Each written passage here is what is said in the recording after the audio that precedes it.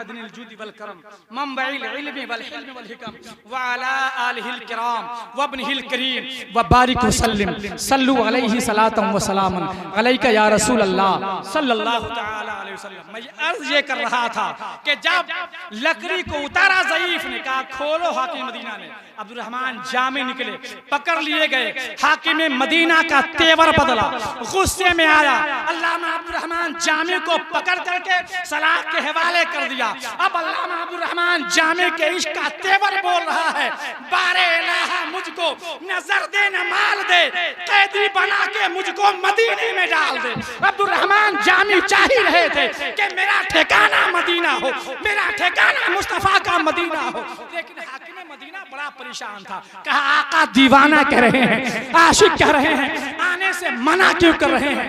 पूछा अब्दुल रहमान जामी से, कहा आखिर ऐसा मामला क्या है, आखिर तुम क्या करना चाहते हो? कहा कुछ नहीं करूंगा, जब रोज़े रसूल पे जाऊंगा आका को एक कलाम सुनाऊंगा। कहा जरा कलाम सुनाओ। वही कलाम पेश किया अब्दुल रहमान जामी ने, तरम फरसूदा जा पारा जे हिजरा या रसूल अल्लाह, दिलम पज मुर्दा आवारा जे इसया या रसूल अल्लाह। अब मक्ते का शेर सुने, उलमाए किराम की तवज्जो, मक्ते का शेर सुने। अल्लामा अब्दुल रहमान जामी ने कहा चू बाजुए शफाअत रा कुशाई बर गुनहगारा।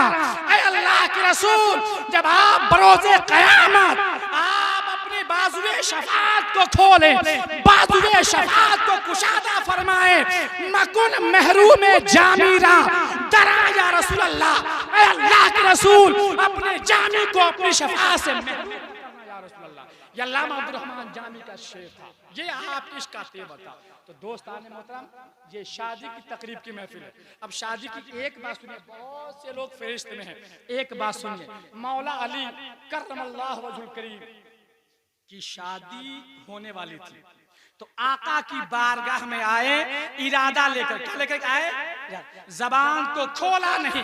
मेरे नबी मिजाजे शनाशे अली थे, जानते थे चेहरे की तनवीर देख करके। अली आए, अदब से मुस्तफा की बारगाह में बैठ गए, निगाहों को झुकाए हुए हैं। आका फरमाते हैं अली बात ठीक है, शादी करना चाहते हो, मगर बता तेरे पास है क्या? आहा, क्या कहा आका ने? जबकि वो शहनशाह वक्त है, क्या नहीं जानते हैं, सुल्तान कायनात हैं, जो चाहो मांग लो, मेरे नबी हयात हैं, जो चाहो मांग लो। कहा अली तेरे पास है क्या?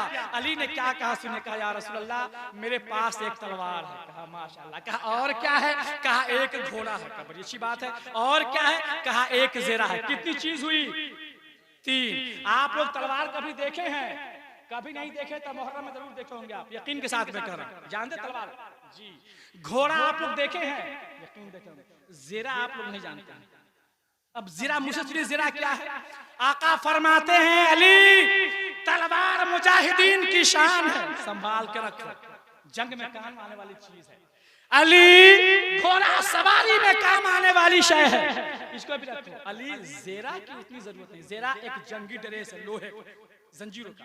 जब मुजाहिदीन सर से पैर तक पहन के जाते हैं, कोई तीर मारे, नेजा मारे, भाला मारे, बर्शी मारे, कोई असर नहीं पड़ता, उसको ज़ेरा बोलते हैं।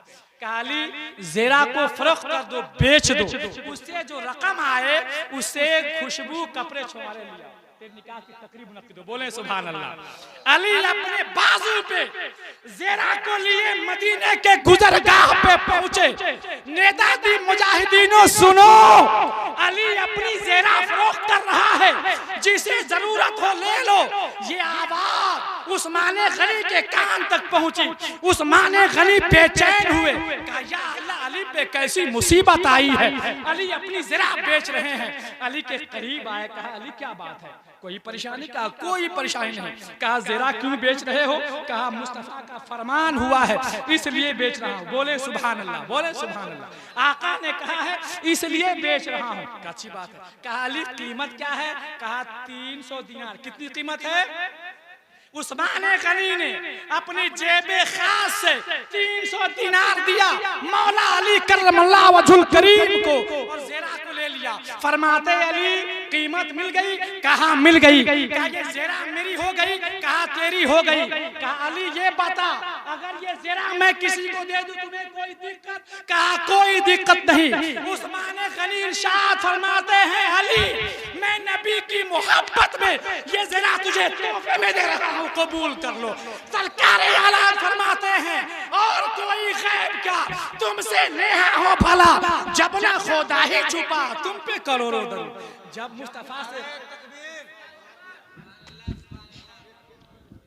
नारे तकबीर, नारे तकबीर, नारे रिसालत, नारे रिसालत, सादी खाना आबादी, सादी खाना आबादी, उलमाए कराम, उलमाए कराम, नारे तकबीर, नारे रिसालत।